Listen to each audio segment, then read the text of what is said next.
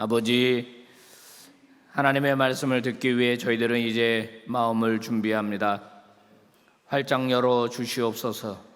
아멘으로 받게 하여 주옵소서. 예수님 이름으로 기도 올리옵나이다. 아멘. 자, 오늘 말씀 제목은 차별이 없는 하나님의 의입니다.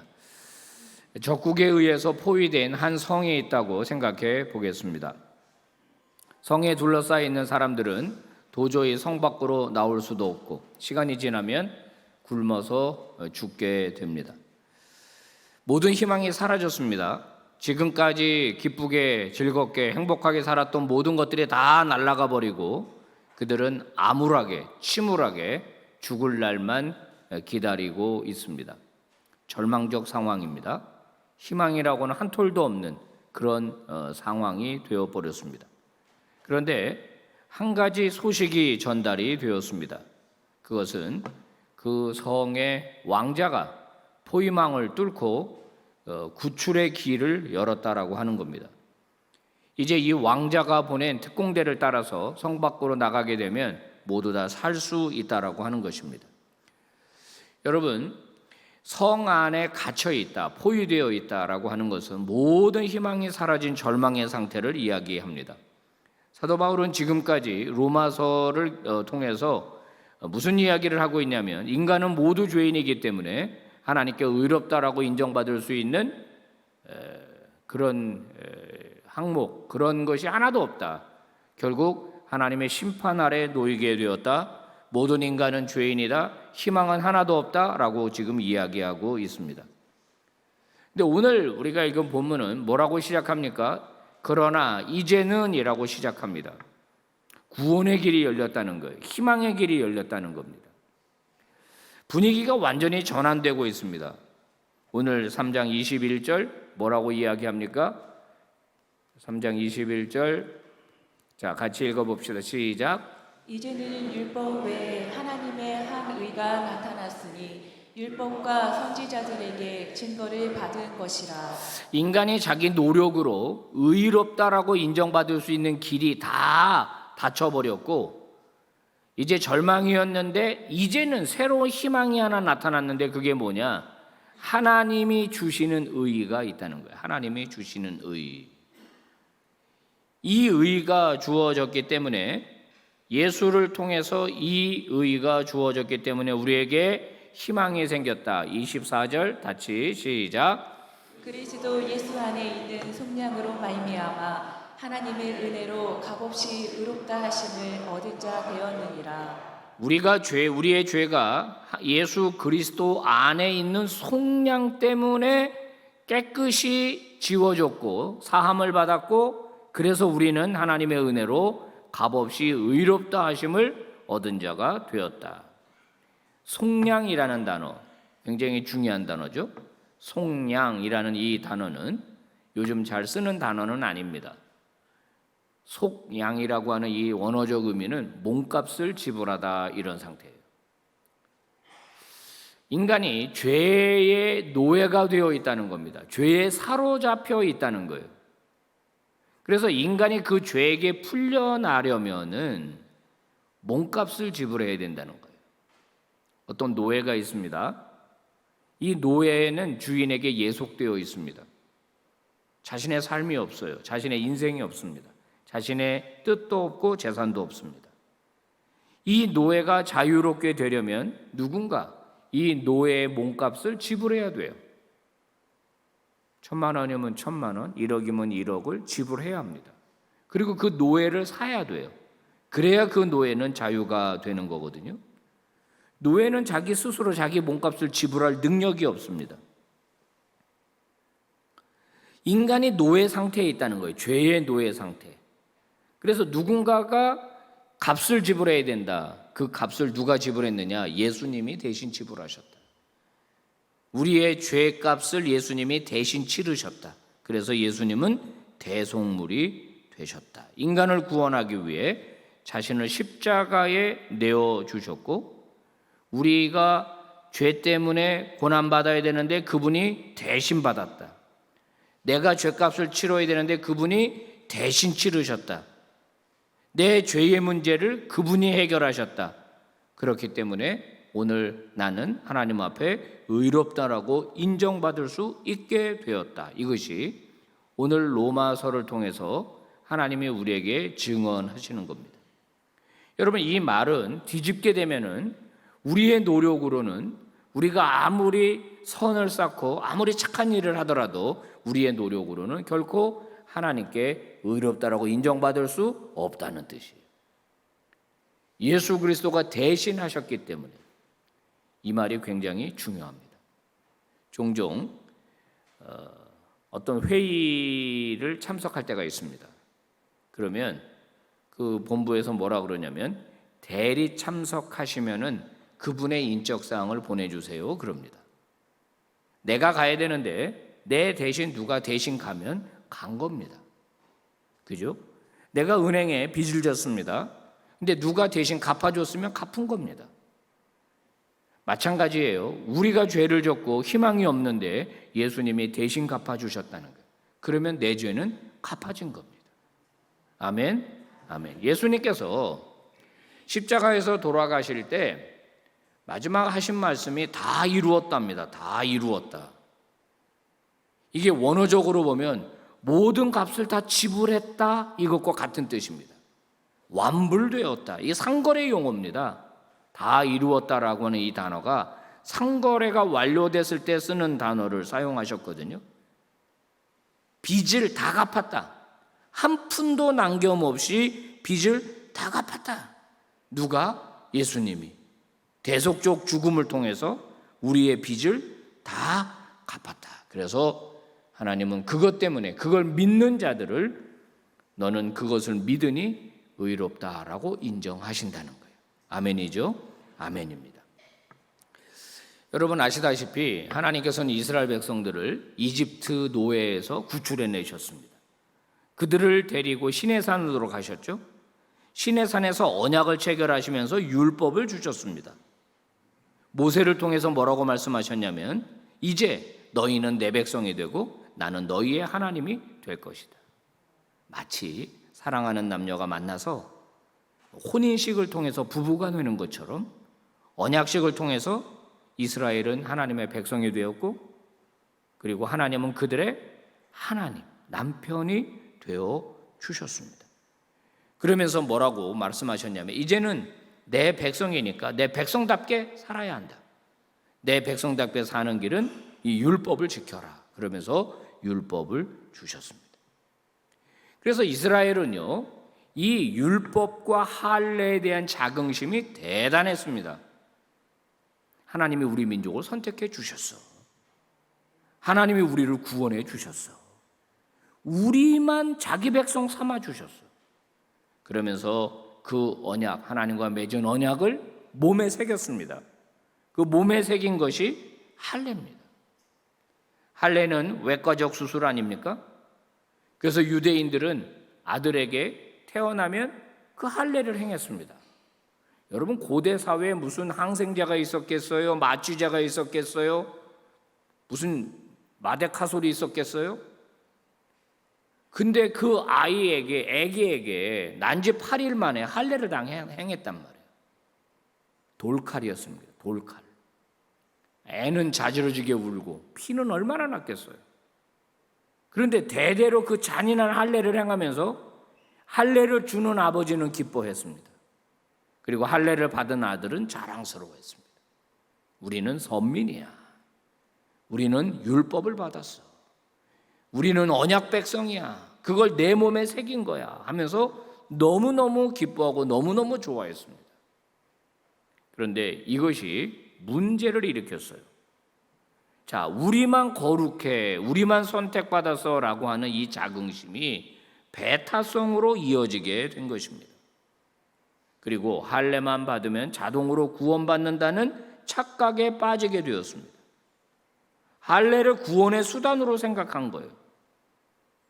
자신들을 의인으로 생각한 겁니다. 당연히 하나님 나라에 들어갈 거로 하나님으로부터 인정받을 거라고 생각을 한 것입니다. 로마서를 우리가 지금까지 보는데 바울이 그런데 뭘 고발해요? 그들의 이중성을 고발하잖아요. 웃기지 마. 율법이 있다고 구원받는 거 아니야. 니네 율법 잘 지키기나 해? 니네 겉으로는 거룩한 척하지만 속은 다 썩었잖아. 겉으로는 하나님 백성인 척하면서 세상 사람과 다를 바 없이 살아가잖아. 그러면서 율법을 가진 유대인들의 모순성을 폭로하고 고발을 하는 겁니다. 너네 남은 가르치면서 너는 안 가르쳤잖아. 예수님께서요, 바리새인들을 신랄하게 비판하셨던 것이 무엇입니까? 그들의 표리부동한 삶이었습니다. 실제와 다른 삶, 백성들에게 보여주기 삶과 자신의 내면과 달랐던 것을 예수님은 간파하셨어요. 그래서 바리새인들을 신랄하게 비판했던 거거든요. 그래서 결론적으로 사도 바울은 율법 가지고는 사람 의롭게 되지 않아. 20절, 23절 읽어봅시다. 시작.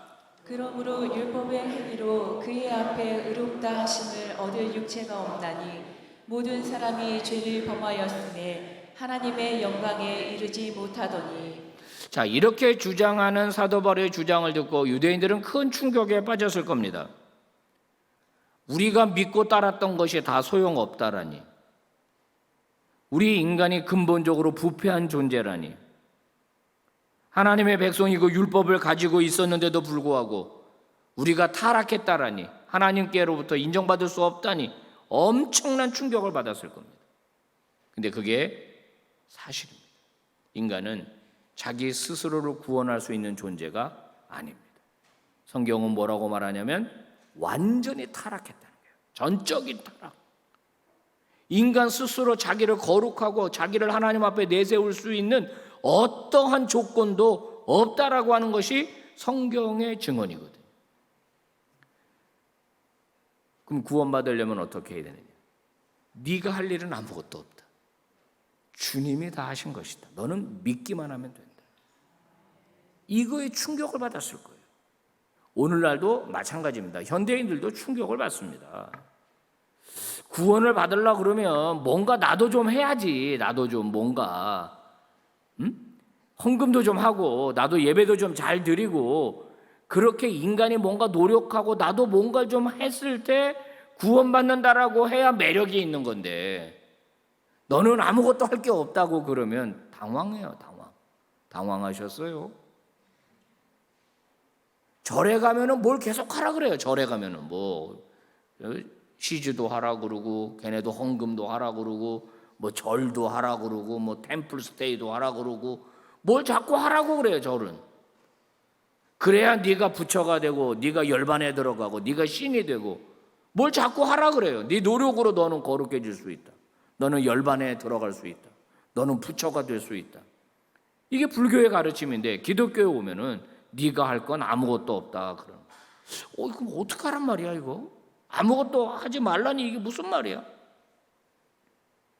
지금 무슨 말이냐면 구원을 얻기 위해 네가 노력할 것은 아무것도 없다. 다만 구원을 은혜로 받았으니. 좀 더 쉽게 말하면 네 어떤 노력도 없이 일방적인 은총으로 네가 구원을 받았으니 구원받은 사람답게 살아라. 요거예요. 요게 진리입니다. 내가 무엇을 해서 구원받는 게 아니고 구원은 주님이 은혜로 주셨으니 따라서 합니다. 은혜 받은 사람답게 살아라. 아멘. 아멘. 오늘 22절은 이렇게 선언합니다. 읽어봅시다. 시작. 곧 예수 그리스도를 믿음으로 말미암아 모든 믿는 자에게 미치는 하나님의 의인이 차별이 없느니라. 아멘. 믿음으로, 그걸 내가 믿음으로 말미암아 하나님의 의롭다 하심을 내가 얻게 되었다. 이거는 차별이 없다. 차별이 없다. 남자나 여자나 노인이나 젊은이나 차별이 없다. 유대인이나 헬라인이나 차별이 없다. 모든 사람에게 미치는 하나님의 선물이다. 그걸 믿기만 하면 너는 구원을 받았다. 이렇게 말씀합니다. 여러분, 이 말씀은요, 우리가 다른 사람을 대할 때 어떻게 대해야 될지에 대한 굉장히 중요한 가르침을 줍니다. 네가 어떤 노력도 하지 않고 공짜로 은혜로 하나님의 자녀가 되고 하나님의 백성이 되고 천국 백성이 되었다라고 하는 이 사실, 그러면 은혜 받은 사람은 다른 사람을 어떻게 대해야 하는가? 예수를 잘 믿는 사람들 중에 어떤 사람들은 예수님이 비난하셨고 바울이 비난하는 유대인과 같은 태도를 취하는 분들이 있습니다. 예수를 잘 믿는 어떤 분들은 유대인과 같은 태도를 취해요. 신앙생활을 오래 했을수록 그럴 가능성이 큽니다. 하나님 앞에 굉장히 충성했을수록 그럴 가능성이 큽니다. 교회에 큰 헌금을 했을수록, 큰 기여를 했을수록 그런 가능성이 큽니다. 무슨 가능성입니까? 나는 괜찮은 사람이에요. 나는 다른 사람과 비교했을 때 나는 괜찮은 사람이야 하면서 자기 우월의식을 느끼게 됩니다. 무엇 때문에? 내가 한 충성 때문에. 내가 은혜 받았기 때문에 마땅히 그 보상으로 하나님 앞에 감사로 한 것인데 그게 무엇이 되느냐? 일종의 종교적 계급장이 되는 거예요. 심각한 거죠. 정말 심각한 겁니다. 전에도 말씀드린 적이 있는데 어떤 목사님 명함을 받았습니다. 명함에 썼습니다. 40일 금식기도 3회 이렇게 썼어요. 그거 어쩌라고? 그 밑에 또 있겠지. 성경 통독 100회 이렇게. 여러분 이게 계급장이 되면은 안 되는 거잖아요. 그죠? 최근에 또 어떤 장로님 봤더니 총회 임원 몇 회 그것도 썼더라고. 본인이 총회 임원을 몇 회 했다. 성도 여러분, 우리는 은혜로 구원받은 사람입니다. 그걸 잊으면 안 돼요. 도저히 구원받을 수 없는데 은혜로 구원받았다는 걸 잊어버리면 안 돼요. 그러면 은혜 받은 사람은 어떻게 해야 돼요? 은혜를 베풀면서 살아가는 거예요. 내가 차별이 없는 하나님의 의를 받았으니까 나도 사람 차별하면 안 됩니다. 흑인이나 백인이나 또 이주 노동자나 또는 소위 사회에서 좀 허드렛 일 하시는 분들에 대해 막대하면 안 되는 거예요. 식당에 가서 종업원들 막대하면 안 됩니다. 택시 탔어요? 기사님들 막대하면 안 됩니다. 우리 집에 오는 파출부 있습니까? 막대하면 안 됩니다. 또는 노인 요양보호사들 막대하면 안 됩니다. 누구든지 우리는 존중해야 되는 거예요. 누구든지. 왜냐하면 나도 추악한 죄인이니까. 은혜 받았으니까. 열린 필립 얀 씨라고 하는 분 제가 가끔 설교 때 이야기하죠. 이분이 놀라운 하나님의 은혜라는 책 아마 북클럽에서 읽으신 분들이 있을 텐데 이분은 책에서 뭐라고 말했냐면 세상이 교회에게만 기대할 수 있고 교회만 할 수 있는 유일한 기능이 있다. 예? 교회만 할 수 있고 사람들이 교회에게 기대하는 유일한 게 있다는 거예요. 그게 뭐예요? 바로 은혜 베푸는 거예요. 은혜 베푸는 거. 교회는 은혜를 베푸는 곳이에요. 그리스도인은 은혜를 받은 은혜를 베푸는 사람. 교회에게만 기대할 수 있는 거예요. 불교는 고행을 요구합니다. 힌두교는 업보를 해결하라고 그럽니다. 유대인들은 율법을 붙들라고 말합니다.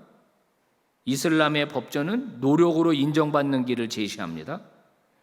그런데 하나님의 사랑을 무조건적으로 받는다고 말하는, 은혜로 구원받는다라고 말하는 종교, 그 어떤 조건도 제시하지 않는 종교는 기독교밖에 없습니다. 이 사회에는 분명히 소외된 자, 연약한 자, 억눌린 자, 가난한 자들이 있습니다. 상처 입은 자들이 있습니다. 그들에게 필요한 건 뭐예요? 은혜입니다. 교회는 은혜가 확인되어야 돼요.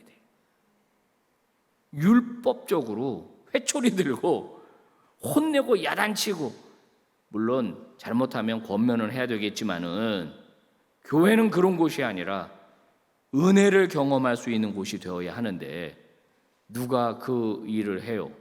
우리가 하는 거예요. 우리가. 옆 사람 얼굴 한번 보겠습니다. 얼굴만 봐도 은혜롭습니다. 그렇게 돼야 됩니다. 그런데 문제는 뭐냐면 은혜를 거저 주는 것이 우리 본성과는 배치된다는 사실이에요. 우리는 본성상 용서를 잘 못해요. 우리는 본성상 은혜 베푸는 걸 잘 못해요. 왜냐하면 타락한 인간이고 죄인이기 때문에 그래요. 근데 우리가 은혜의 사람이 되어야 되고 용서하는 사람이 되어야 하는 것, 즉 우리의 본성을 거슬러야 하는 유일한 이유가 있다면 우리가 사랑의 수혜자고 은혜의 수혜자이기 때문인 것이죠. 1만 달란트 받은 종의 비유를 생각하십시오.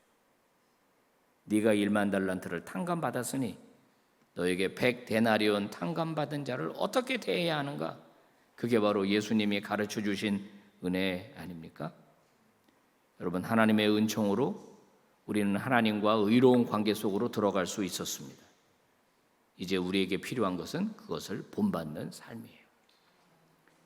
6월 한 달, 아니 우리의 생애가 끝나는 그날까지 저와 여러분을 통해서 하나님의 은혜가 많이 흘러가기를 바랍니다. 우리 교회를 통해서 하나님의 은혜가 많이 흘러가기를 바랍니다. 자, 오늘 말씀 같이 봉독합니다. 시작. 곧 예수 그리스도를 믿음으로 말미암아 모든 믿는 자에게 미치는 하나님의 의니 차별이 없느니라.